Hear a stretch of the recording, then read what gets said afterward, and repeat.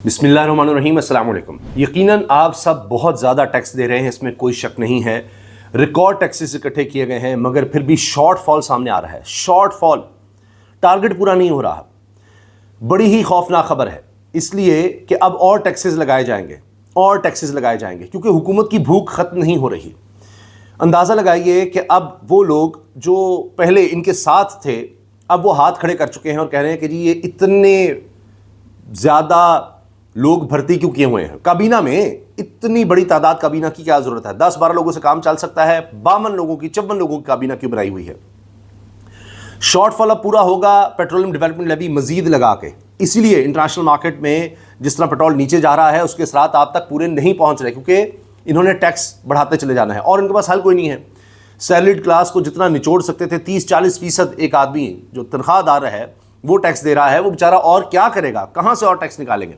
तो हल ये है कि पेट्रोलियम डेवलपमेंट लेवी पर टैक्स बढ़ा दिया जाए। फिर ये जो शॉर्टफॉल आ रहा है, इसका ये कि डेवलपमेंट में जितनी पैसे लगाए जाते थे वो अब उतने नहीं लगाए जाएंगे। तो ये हाल है। अब इससे जाहिर है कि डेवलपमेंट के काम भी नहीं हो सकेंगे। पहले मैं शॉर्टफॉल से आगाज़ करूँगा, बाकी इस वक्त जो मौजूदा हालात हैं उस पर बात करेंगे, और अब इन हालात की वजह से किस तरह अपने ऊपर मलबा नहीं लेना। वज़रा अब एक दूसरे पर फेंक रहे हैं, हुकूमत के ख़िलाफ़ बात कर रहे हैं, इनको निकाले जाने का डर है, क्योंकि ये चीज़ ऐसे नहीं शुरू हुई। फ़ाद हुसैन साहब सीनियर सहाफ़ी हैं, PDM दौर में शहबाज शरीफ साहब की टीम का भी हिस्सा थे, वो आर्टिकल लिख रहे हैं, दीगर लोग सवाल उठा रहे हैं, रऊफ़ क्लासरा साहब ये बात कर रहे हैं। तो इनको ख़तरा है कि पता नहीं किसकी बारी आ जाएगी, क्या हो जाएगा। तो अब ये लोग एक दूसरे को एक्सपोज करने लग गए हैं कि जी फ़लाँ की कारकर्दगी बुरी है, फ़लाँ की कारकर्दगी बुरी है। इस पर मैं ख़ास तौर पर बात करूंगा। फिर मरीम नवाज़ साहिबा के हवाले से क्या बात हो रही है, क्यों मायूस कुन कारकर्दगी नज़र आ रही है, इस्टेब्लिशमेंट की ख्वाहिश पर बात करेंगे, और फिर जरदारी साहब के हवाले से भी। पहली चीज़ जनाब, इस वक्त शॉर्टफॉल हो गया है 864 अरब रुपए का। 11 महीने का शॉर्टफॉल है 864 अरब रुपए का, और सिर्फ एक महीने में 683 अरब रुपए से बढ़ा है और 864 अरब रुपए पर पहुंच गया है। आप अंदाज़ा लगाइए, लगभग कोई 200 अरब रुपए का शॉर्टफॉल हम कह सकते हैं एक ही महीने में आ गया है। टैक्स टारगेट अचीव नहीं हो रहा। अब इसके बाद क्या होगा? मजीद टैक्सेस लगाए जाएंगे कि टैक्स हमने इकट्ठा करना है। पेट्रोलियम डेवलपमेंट लेवी तो सबसे आसान है, तो उस पर अब आप देखेंगे और टैक्सेस लगेंगे। इसी तरह से IMF कह रहा है कि आप टैक्स नहीं इकट्ठा कर पा रहे, हमने तो अगले साल आपको और टारगेट देना है। तो आप ऐसा करें, GST 18% से बढ़ाकर 19% कर दें। हर चीज़ पर जनरल सेल्स टैक्स लिया जाता है। यहाँ बिजली पर भी है, यहाँ खाने पीने की चीज़ों पर भी है, यहाँ आप बच्चे का दूध खरीदेंगे उस पर है, कोई सामान आप लेंगे हर चीज़ पर GST आपने देना है, मशरूबात पर, हर चीज़ पर। वो कह रहे हैं जी 18% से बढ़ाएं, 19% कर दें, महंगाई और बढ़नी है इससे।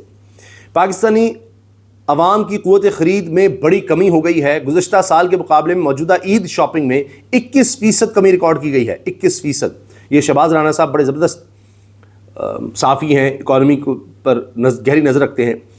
फिर वो कह रहे हैं कि अब आप अंदाज़ा लगाइए कि मिनिस्टर्स की तादाद जितनी है, इनकी ज़रूरत कतन नहीं है। और ख़ास तौर पर 18वीं तरमीम के बाद जब ज़्यादा इख्तियारात सूबों के पास आ गए हैं, तो अब क्या ज़रूरत है?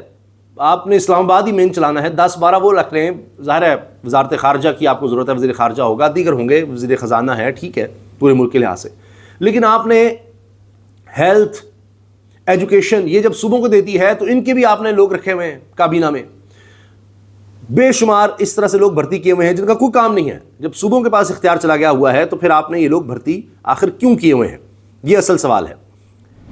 इसके अलावा जी अयाशियाँ देखें कैसे चल रही हैं। मैंने आपसे अर्ज़ किया ना कि अगर आप हुकूमत में हैं, हुकूमत के साथ जुड़ जाते हैं, किसी सरकारी इदारे के साथ जुड़ जाते हैं, फिर आपकी मौज है। Chief election commissioner Sikandar Sultan Raja ने मुलाजमीन को 13 करोड़ रुपए के एजाज़िये से नवाज दिया है। 13 करोड़ रुपया, पैसा बहुत है। ये टैक्सेस जो आ रहे हैं इलेक्शन कमीशन को भी तो जा रहे हैं, इनकी हमें मजीद ज़रूरत है ताकि अगले साल ये 13 की बजाय कोई 130 करोड़ रुपया दे सकें एजाज़िया। बहुत ज़रूरत है, 13 करोड़ कुछ भी नहीं है। और तो और जनाब, ARY पर मारिया मेमन साहिबा के प्रोग्राम में माहिर मईशत और माहिर टैक्स अमूर क्या कह रहे हैं यूसुफ नज़र साहब? कोई सीक्रेट नहीं कि मौजूदा हुकूमत का दारोमदार MNAs या पार्टीज़ पर है ही नहीं। इनको MNA MPs की ज़रूरत नहीं है। हुकूमत इस्टेब्लिशमेंट से मिलने वाली हिमायत को आवाम की बजाय अपने फ़ायदे के लिए इस्तेमाल कर रही है। یہ جو کہتے ہیں نہیں سیم پیج ہے, اسٹیبلشمنٹ ہمارے ساتھ ہے, یہ ہے وہ ہے, تو اس کو اس لیے نہیں کہ ملک کے لیے کچھ کیا جائے, عوام کے لیے کچھ کیا جائے, اسٹیبلشمنٹ جی ہمارے ساتھ ہے, ٹھیک ہے, اپنے فائدے کے لیے اپنے بندے بھرتی کر لو, اسی طرح اعزازیے دے لو, اسی طرح موجے مار لو, فورن ٹورز لگا لو, اشتہار بازی کر لو, اپنی مشہوریاں کر لو, یہ اس کام میں لگے ہوئے ہیں, ایسے جیسے ان کی یہ آخری باری ہے, اور زیادہ تر خیال یہی ہے. اس کے علاوہ جی اس وقت ہمارے قرض کی کیا صورتحال ہے؟ حکومت قرض پر قرض لے رہی ہے. ہمارا قرض پر سود دفاعی اخراجات سے 3 گنا زیادہ ہے, کیونکہ حکومت قرض پر قرض لے رہی ہے. یوسف نظر صاحب نے یہ ARY پر بات کی ہے. قرض لیتے جا رہے ہیں اور کوئی کمائی کا ذریعہ نہیں. آپ سوچیں کہ ٹیکسز لے کر بھی پھر بھی اتنے قرض لیے جا رہے ہیں, آمدنی اس طرح نہیں بڑھا پا رہے, خرچے کم نہیں کر پا رہے. اصل چیز یہ ہے, مین چیز ہے خرچے کم نہیں. اور سوچ کا انداز دیکھیے نا کہ منسٹر پر منسٹر بھرتی کریں. اب اس وجہ سے دراڑیں جو پڑ رہی ہیں, اس کا ایک بہت بڑا ثبوت آیا. خواجہ آصف صاحب وزیر دفاع ہیں, انہوں نے کیا پوسٹ کیا اپنے ایکس اکاؤنٹ پر, ٹویٹر پر, میرے گھریلو ملازم کے گاؤں میں ٹرانسفارمر کل جل گیا.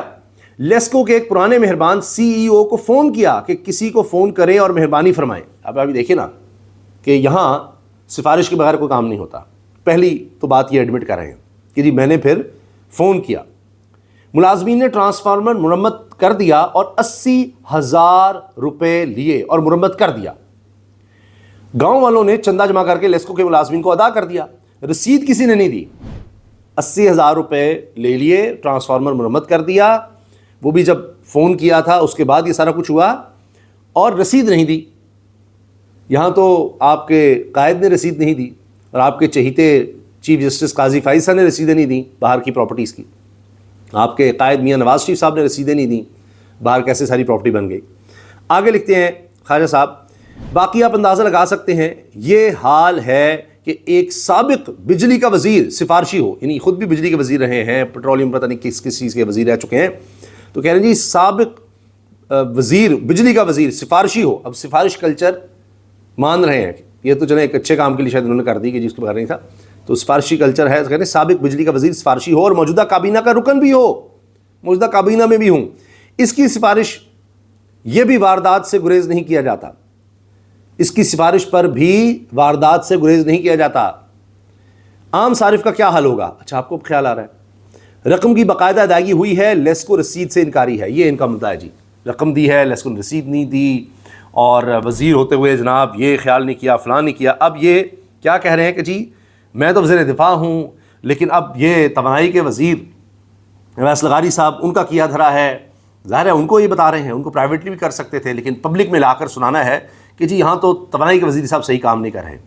اسی طرح آپ نوٹ کریں کہ اسحاق ڈار صاحب جس طرح چیئر کرتے ہیں چیزیں, یا ان کے قریبی صحافی جس طرح سے بات کرتے ہیں, وہ وزیر خزانہ سے اورنگزیب صاحب سے خوش نہیں ہیں, تو یہ ایک معاملہ چلتا رہتا ہے. کہیں محسن نقوی صاحب سے بہت سے لوگ خوش نہیں ہیں, وہ بات چلتی رہتی ہے.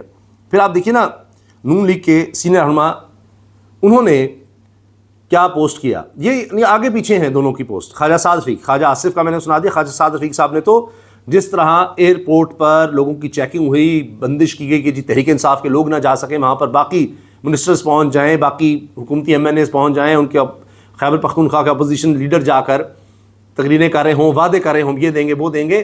الیکشن کمیشن سویا رہتا ہے, اس کو نہیں خیال آتا ہے یہ خلاف ورزی ہے قوانین کی کہ جی سرکاری طور پر آپ جا کر وعدے کریں, لیکن تحریک انصاف کے لوگ نہ جائیں گلگت بلتستان میں. تو خواجہ سعد رفیق صاحب بھی پھنس گئے تھے, ان کی بھی فلائٹ مس ہو گئی, ورنہ انہوں نے بھی جانا تھا. تو انہوں نے پھر کہا کہ جی گھنٹوں کی خجل خواری کے بعد واپس لوٹ آئے ہیں, بے حسی اور نالائکی کی بھی کوئی حد ہوتی ہے. اب یہ کس کو سنا رہے ہیں؟ جب انہوں نے لکھا کہ وہاں پر راولپنڈی پولیس تھی جنہوں نے ایئرپورٹ جانے والی تمام ٹریفک رکی ہوئی تھی. تو دونوں خواجہ صاحبان اب تنقید موڈ میں آ چکے ہیں اور وہ تاک کے حملے کر رہے ہیں. باقی جناب مریم نواز صاحبہ کی مایوس کن کارکردگی 3 حوالوں سے کہی جا رہی ہے. ستھرا پنجاب کے حوالے سے سب بڑے خوش ہیں, سب کہہ رہے ہیں جی ویری گڈ, بہت زبردست.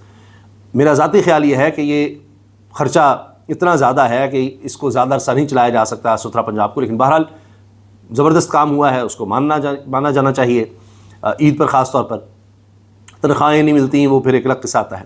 لیکن ایک طرف ستھرا پنجاب ہے, اس پر آپ کو رقم لگانی پڑ رہی ہے, سب کچھ کرنا پڑ رہا ہے, اور مجھے نہیں لگتا فیوچر میں وائبل ہے. اس کی وجہ یہ ہے کہ یہاں تو 3 باتیں میں گنا دیتا ہوں جو بنیادی کام ہے حکومت کے, اس سے یہ نکل گئے ہیں. نمبر 1, صحت. انہوں نے کیا کیا, بیسک ہیلتھ یونٹس وہ ٹھیکے پر دے دو.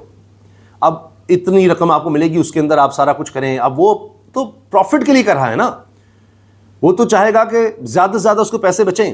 وہ کم سے کم تنخواہ پر لوگوں کو رکھے گا, کم سے کم وہاں پر مینٹیننس رکھے گا, ڈاکٹر جس کو بھی آپ ٹھیکے پہ دیں گے. نمبر 1, صحت سب سے اہم معاملہ ہوتا ہے. کسی بھی حکومت کا, ریاست کا ذمہ داری ان کی صحت کی ہے, عوام کی صحت کی ہے. پھر تعلیم, بنیادی تعلیم تو دیں, اس کو بھی ٹھیکے پر دے دیں.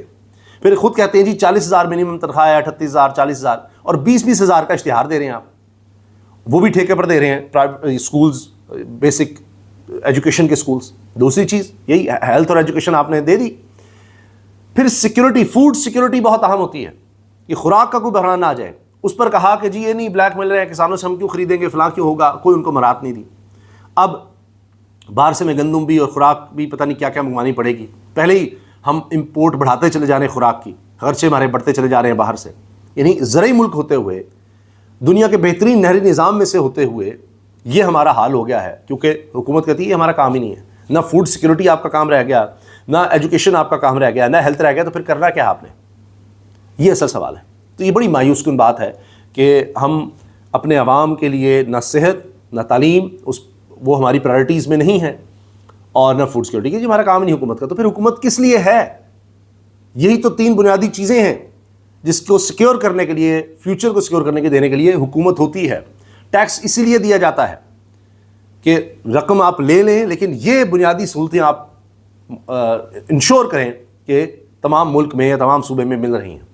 اس کا کوئی چکر ہی نہیں. باقی جی اب بتایا جا رہا ہے کہ آصف علی زرداری صاحب نے جو تقریر کی کہ ہمیں اسٹیبلشمنٹ کے ہاتھ مضبوط کرنے ہیں, تو 28ویں ترمیم اسٹیبلشمنٹ کی خواہش وہ بتا رہے ہیں کہ ان کی خواہش پر آ رہی ہے. یہ انہوں نے اس سے واضح کر دیا, اور یہ کہ جی ہم ان کے ساتھ چلنے کو تیار ہیں. تو زرداری صاحب بالکل اب کہہ رہے ہیں کہ جی ہم اکوموڈیٹ کرتے ہیں, ساتھ چلتے ہیں.